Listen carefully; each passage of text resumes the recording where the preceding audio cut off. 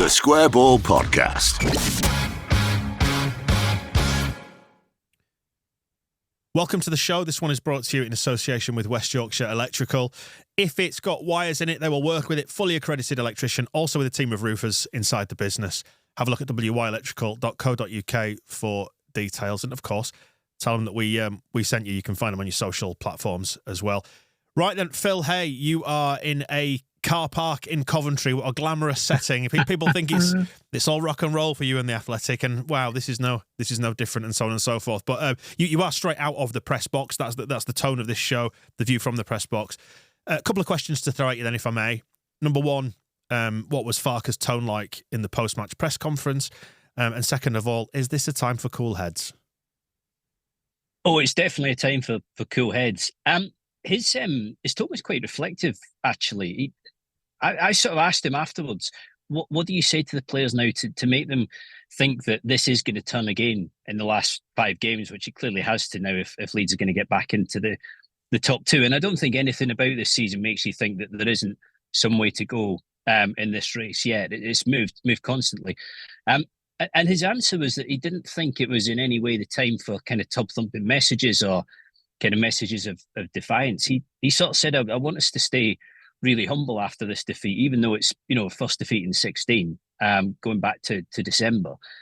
I think it's quite keen for the players to think about what they could have done better today, how they could have played better, where the performance was lacking. I mean, interestingly, he wasn't that unhappy with the performance as a whole. He was saying that statistically, he would put it down as, in his words, a good away game. Leeds had enough chances, had enough possession and everything else to have got something from it.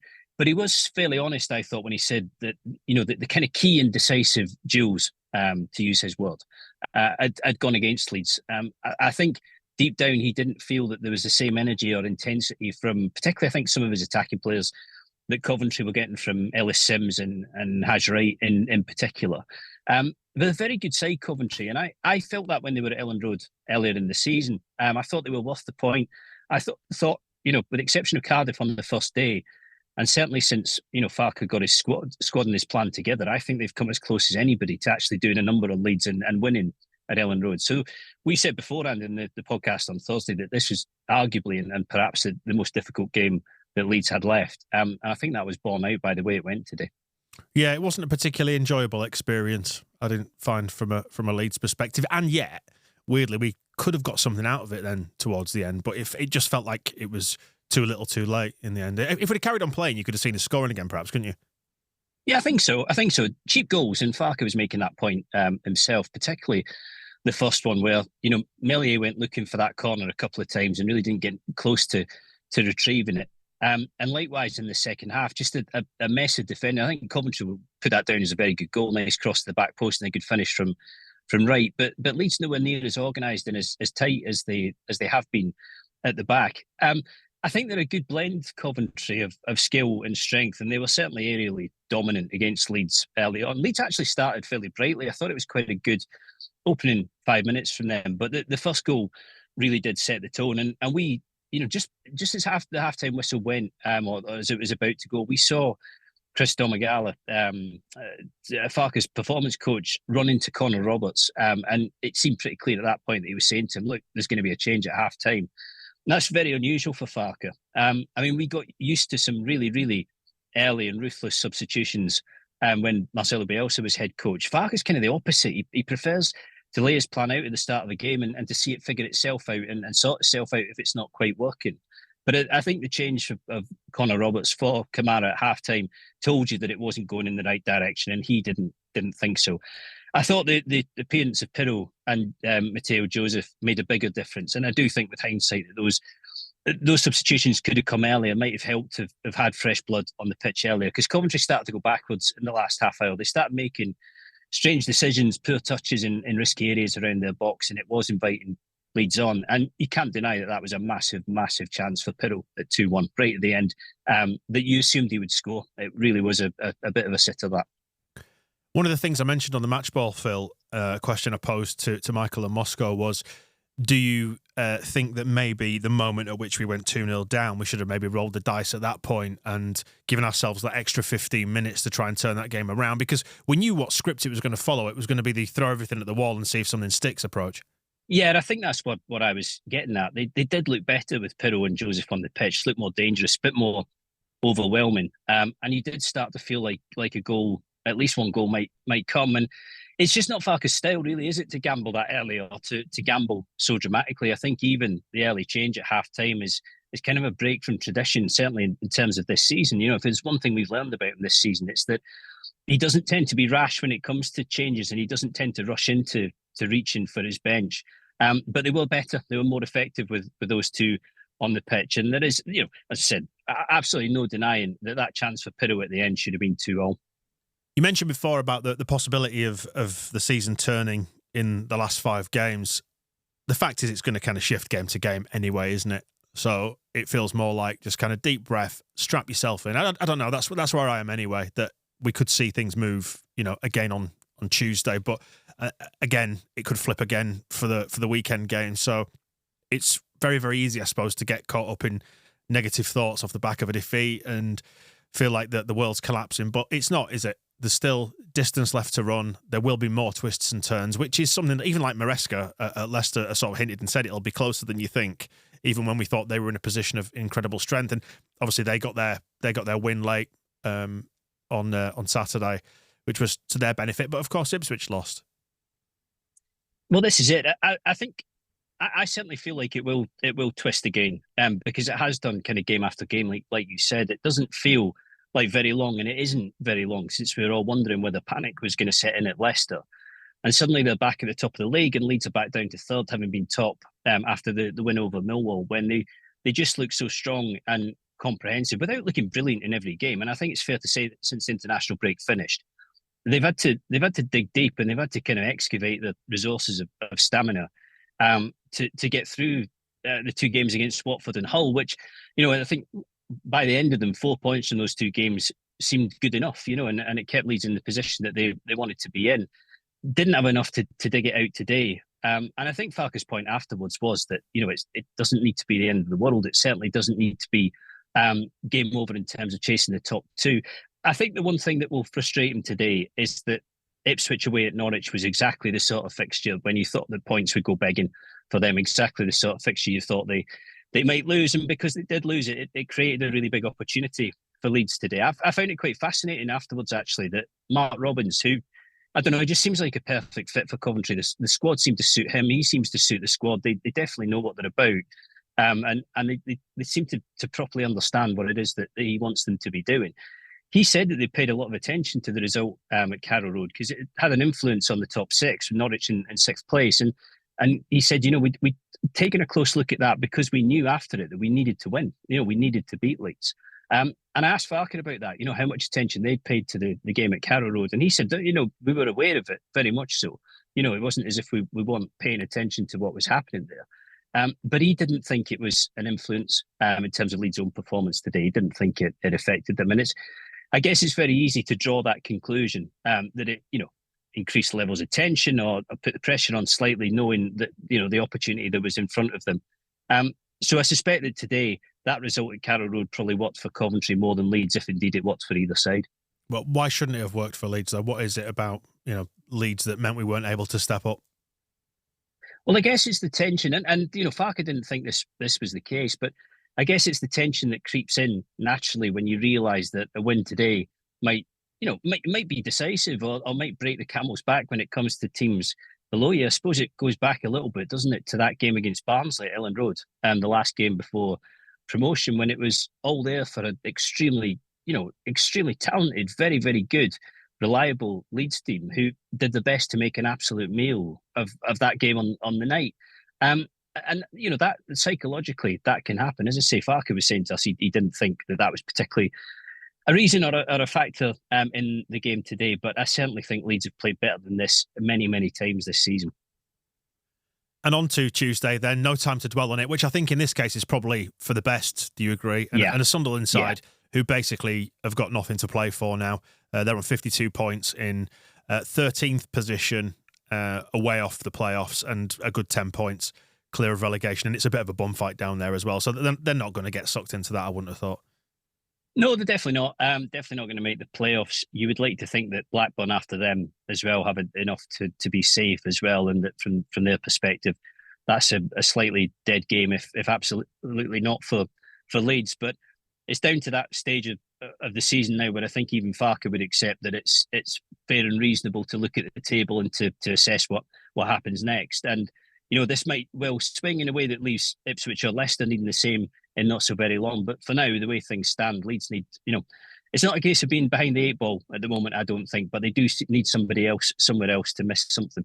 But it has been like that. That's what I was getting at, I suppose, with the game-to-game point, is that teams are going to drop points. It's unlikely that everybody is going to win all the games between now and the end of the season because it's just that time of the season, isn't it? And just looking at the fixtures, you've got Millwall, Leicester, Tuesday, 7:45 kickoff. We kick off 15 minutes later, which provides the interesting proposition of if something happens in that game where it's perhaps level at Ellen Road and Leeds know they need something going into that last 15 minutes of the game. Fascinating, isn't it? And then Ipswich-Watford is on Wednesday. So it's a chance for us to do something on Tuesday and to, I suppose, put the ball back in Ipswich's court. It's also pretty remarkable the form that clubs like Leeds have put together in return for, as yet, nothing. It's the opportunity's there, the chance is there, but it's not decided. I remember the start of the season, early part of the season, Farke talking about 26 wins most likely being enough to get you automatic promotion. Him saying to the board when he was interviewed that if you can score 75 goals, again, that should put you in a position where you'll take one of the automatic positions. Leeds reached both targets, bang on both targets on Easter Monday, and have still got so much to do. And, the same goes for Southampton after that long run they had, their best streak of form in a century. And to my eye and to my mind, they're out of the running for automatic promotion now. They haven't been able to keep pace. And they're not going to close that gap because they need too much to go on above them for that to happen. And I suppose it makes the point that, exceptional runs only really resonate if they lead to something. And there is going to be, at least one club this season who are going to go pretty heavily under-rewarded unless they go up through the playoffs for what has been a very, very strong and impressive season. There's a chance it could be Leeds, but there's a chance it could be Ipswich and Leicester as well because it is so tight. Leeds fans listening to this, watching this on YouTube will be going, I know which one of the three it'll be. But that's 16 years of affliction, isn't it? That's kind of weighing on our shoulders, like it was heading into the last promotion. I think we just got to, like I said, this is the time for cool heads, which is why I sort of posed that question back at the start. Jack Clarke is back in for Sunderland. He's returned from injury. He started Saturday's game, the 0-0 with Bristol City at the Stadium of Light. But as a team that's basically got nothing to play for, you expect, I'm trying to cling on to things here. I think that he's going to be angling for his move, or maybe Ian Hart is even angling for a move in the summer. So you hope that he is perhaps a little bit subpar, shall we say, when they come to Ellen Road on Tuesday. But he was their main threat, wasn't he, in the away game at the Stadium of Light? And this is a different Leeds, it feels like to me now. It's a different context and it's a different team that we're seeing. And I'm just hopeful that because it's a quick turnaround in fixtures, that this team is going out there wanting to put that right. I think it probably helps, like you said, to be playing again on Tuesday night. And it's ever more interesting that the international break doesn't really seem to have done Leeds any good at all. I think if Farke could have had the option, certainly looking back now, he'd have preferred the season to have carried on rather than the interlude that didn't help with injuries. Although he did have Connor Roberts and Nonto back today, which was a really big surprise. There was a chance that Gruev would be involved and he did start, but we saw Nonto and Roberts beforehand and assumed that they were kind of along for the ride more than anything, but both on the bench and both came on in the second half. I think the bigger thing of this week as well is just going back to Ellen Road, where Leeds have been so dependable and so reliable. And there's no getting away from the fact that they are a really good team under Farke. They don't have many days like this. I was looking at the stats beforehand, which were showing that from winning positions this season, they've only dropped 4 points and haven't lost to anybody. Coventry, the last side to get something from them, having been behind at Ellen Road in December, and weirdly, pretty bizarrely, Rotherham the other, down at the New York Stadium. And even in those games, you had Dan James missing from point blank range injury time against Coventry. You had a challenge by Lee Peltier, which I think, had VAR been in the Championship, would have given Leeds a penalty right at the end to win that, and obviously a disallowed goal as well. So they're incredibly reliable, incredibly dependable when they do get ahead. And you wonder whether Coventry approached today's game with that in mind, because they did go after Leeds. I thought they did go looking for goals. They did try to get themselves ahead. I thought over the 90 minutes they deserved it, really. I thought they did enough. And Leeds didn't lay it on thick enough until it was too late. Yeah, just looking back to the last promotion, and we had some very serious off days in that one as well, didn't we? Thinking specifically to that QPR away game in January, it just didn't work. At home to Wigan, a couple of games after that, we lost at home to Wigan again at the start of February. That Forest game when we had the famous Luke Ayling interview afterwards, when he had that hangdog expression, and that was a team that turned it around. You look at this team this season, we're only really losing by fine margins, aren't we? Like, I know it was a bad start today, and we conceded 2 pretty poor goals. But as I was saying, like they could have got back into that given the chances that we had there towards the end. So we're not getting hammered and beaten out of sight, are we, at any point, really? We've not had a proper stinker of an off day, really. No, I think Southampton away is the only day where you felt like Leeds had been properly turned over. And it was a day in which they didn't start road on, in which they just got away from them so quickly. Robbins, again, today, just following the trend of every manager who speaks after games against Leeds and talking up, the quality of Farke's squad and what he's got on his bench, and I think he's very clear that he looks at them as a side who should be going up. Although I think, to be fair, a lot of managers would say the same about Leicester and Ipswich, and it is a three-way race in which only 2 teams are going to end up happy. It's the advantage of always being in games is that they have players who can turn them, and that's how it felt today when the first goal, when Leeds' goal went in from Pirro. You did wonder to yourself, does this have 2-2 in it? And if it does have 2-2 in it, could Leeds nick this? Because you felt as if one goal might become 3. And I felt like Pirro's goal came early enough to give them serious chance of a proper fight back as well. But it just wasn't happening in the end. And as I say, I think although the pressure was really on Coventry for the last 20, 25 minutes, it really came too late. It was too late in the day when they were made to feel uncomfortable. And I do think they deserve the win. Changes for Tuesday then? Would you do anything? Be very interesting to see. I wasn't surprised that it was Kamara who came off. He seemed to be carrying the ball a lot without doing very much with it and without delivering much at the end of those carries. Did look a bit flat, did look a bit low on energy. There's a good amount of recovery time now, and he obviously hasn't played the second half today. He's not, in the same way as he doesn't make wholesale changes in games early on, Farke. He's not a kind of wholesale change manager when it comes to starting lineup either. Bamford, I thought, had a difficult game today. Farke said he was happy with him off the ball, but on the ball, not particularly effective. And that chance in the first half, we thought at the time that if Bamford had gone for it, we were a long way from it, so it was a little bit difficult to tell. We didn't have the benefit of a replay, but it did seem like one of those where if he'd gone for it with his right foot rather than his left, he'd have had a better chance of converting that. But Farke was asked in the presser beforehand, whether Joseph in for Bamford is an option he would seriously consider, and he didn't give the impression that he would. But it'll be on his mind now about what to do for Tuesday. He won't want to throw everything out. It won't be a sort of baby with the bathwater routine. But there are ways in which you can freshen it up. What about right back? That's one area I do wonder. The nous of Connor Roberts at right back against Jack Clarke, and maybe push Archie into midfield. If you're gonna rest Kamara, is this the time to do it? Maybe. Yeah, Gray didn't have a particularly good night against Clarke up at Sunderland. And I think with Roberts, you benefit not only from the fact that he's a really good right back, but I think character and attitude wise, probably what you need a little bit more of in circumstances like this. So that would seem to me that with Gray potentially pushing into midfield would seem like an easy change to make. The only question I think will be how long Roberts can play for. He went through 45 minutes today, but Farke was saying that they really were pushing him to the maximum by doing that.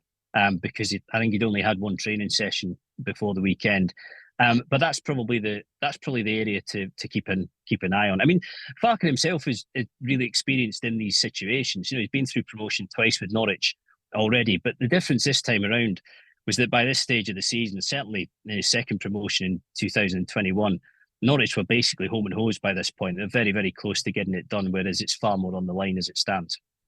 Final one then, and I'll let you get going onto the M1, Phil. What do you reckon the atmosphere is going to be like at Ellen Road on Tuesday? I think this might be... There'll be nerves there certainly going into it, but I think it'll certainly start off very supportive and loud because Sunderland will travel in numbers, they'll sing, which will in turn encourage our crowd sing and respond. It always helps, doesn't it, having the opposition fans that are noisy. What do you reckon?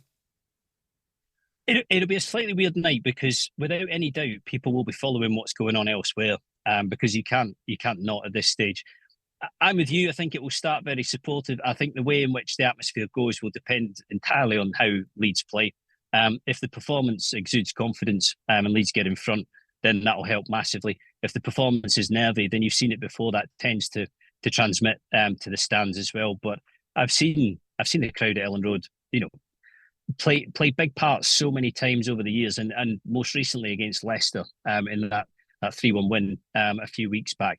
And it'll be necessary again at some point, without a doubt. Yeah, fingers crossed. Early goal, I think, is the one that we need to show that we've got it in us. I think because it felt like the goal was a bit of a struggle on Saturday against Coventry.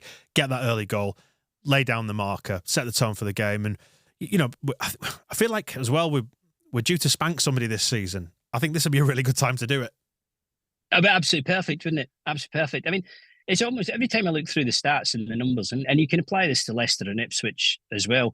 It's almost unbelievable that it is still up for grabs at the top of the league. And the only thing I would say is that, if there's tension around Leeds, there won't be anything in the way of absolute surety or certainty about where this is going at Ipswich or Leicester either. Particularly because of the way things have bobbed and weaved over the past couple of months. But I think as we stand and coming out of this weekend, there'll be nobody happier than Leicester, particularly with what's gone on with them very recently. Right then, Phil, get yourself home. Safe travels, and we will catch up towards the back end of the week ahead of Blackburn. Thank you. Speak soon. Thanks for joining us on the show. We'll see you later. The Square Ball Podcast.